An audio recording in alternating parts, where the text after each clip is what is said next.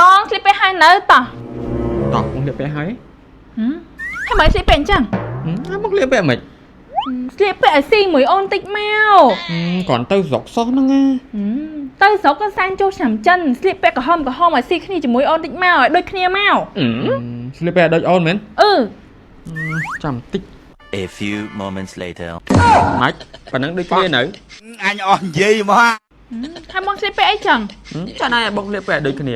អើយអូនមិនឲ្យបងស្លៀកឈុតដូចអូនទេអូនឲ្យរកអាយក្រហមហ្នឹងពាក់ឲ្យដូចអូនមកទៅដល់យើងសានចូលឆ្នាំចិនហ្មងទៅដូរចេញទៅ អើយម្ដងឲ្យដូចគ្នាម្ដងរកក្រហមអើយហត់ម៉េះម៉េចប៉ណ្ណឹងក្រហមនៅ ទៀតហើយអញអើយចាំបានផ្ទះបាញ់អត់ទៅមែន អើយអូនបាក់បញ្យល់តែពាក់អញ្ចឹងពាក់ដល់មកតាបញ្ញា ហើយឈប់អូនឯងមានទិញឲ្យផ្ញើម៉ាក់ប៉ាអត់ កុំភ័យអូនទិញ fresh tea ទឹកកលែនចេញថ្មីជូនគាត់ហើយឆ្ងាញ់ជក់ចិត្តដូចបានញ៉ាំផ្លែកលែនស្រស់ៗ 100% អញ្ចឹង